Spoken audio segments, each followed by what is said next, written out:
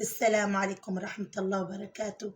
قناة يوميات مع هنا، عيلتي الجديدة، عيلتي الحلوة. ربنا يا رب يكرمكم ووسع أرزاقنا وأرزاقكم. اللهم صل وسلم وبارك على سيدنا محمد وعلى آله وأصحابه وسلم. النهاردة حبايبي هنعمل العيش الفينو الاقتصادي. صلاتكم على النبي، صلوا على النبي، وحدوا الله. النهاردة هنعمل العيش الفينو بأسهل طريقة، بس أحلى طريقة وأحلى طعم. النهارده جبنا كيلو ونص دقيق. الكيلو ونص دقيق حطينا كيسين خميرة فوري، حطينا 3 معالق سكر، نص ذرة ملح، حطينا كيس فانيليا، يطلع 5 6 معالق زيت، 5 6 كده يعني، ومعلقة خل. معلقة الخل دي اللي بتخلي العيش الفينو من جوه أبيض وهاش وبس. وهنسيبوهم مسافة العجينة بالشكل دي، هنملكها لحد ما العجينة يبقى فيها عرق زي ما انتوا شفتوها، لحد ما تطلع من العلبة من ايدك كده، من البولة من ايدك. ويا ريت بعدها ب10 دقايق تقطع عشان ما تتحدقش معاكي. ماشي. تقطع الحتة كده قد الليمونة بالشكل دي، ونقطعوها وندور فيها ونفردها.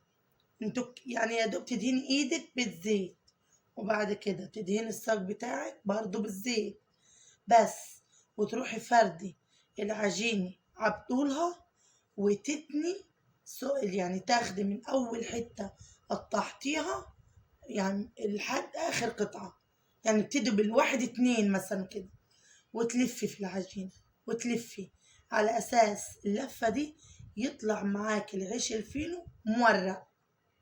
صلاتكم على النبي. ولو وصلتوا معانا لحد هنا يا ريت ما تنسوناش باللايك والاشتراك، فضلا منكم مش امرا. صلاتكم على النبي، صلوا على النبي حبايب، وحد الله. نبتدي نعجن، نبتدي نفرد في العجينة بالشكل دي. بس انا من نوعي ان انا عاملاه في بيتي، عاملاه كبير مش الصغير، واللقمة مليانة، يعني اللقمة في حجمها مليان، تبقى هاشة وتدوري فيه بالشكل ده.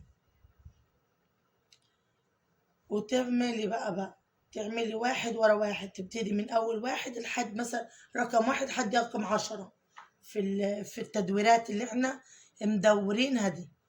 وبعد كده عندك اي حاجة تدهن الوش بيه امين. ما عندكش زي ما انا ما كانش عندي كده، جبت شوية مية وحطيت عليهم نص معلقة سكر او معلقة، وتدهنيها عشان ما كانش معايا لبن بصراحة، ورحت دهناهم بنفس الطريقة دي. وحطيت عندك سمسم حطي، حبة بركة حطي، دي بتزود القيمة الغذائية بتاعته والطعم بيبقى جميل. صلاتكم على النبي. اللهم صل وسلم وبارك على سيدنا محمد وعلى آله وأصحابه وسلم.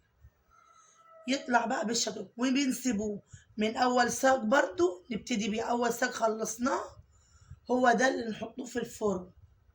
فرن البوتاجاز، فرن خبيث، بيطلع معاكي بالمنظر ده. والله العظيم احلى منه، ولا اطعم منه، ولا اخف منه. حاجه انت تعمليه بصوره احسن من اللي انت شايفاه ده بقى، عشان اليمين جميل هاش، احمر من فوق احمر من تحت، مسويه على مزاجي انا. فاهمين؟ عايزه تحشي بقى جبنه تركي، جبنه بيضه، اللي انت عايزاه. ولحد كده سيبكم في رعاية الله وحفظه. مع السلامة.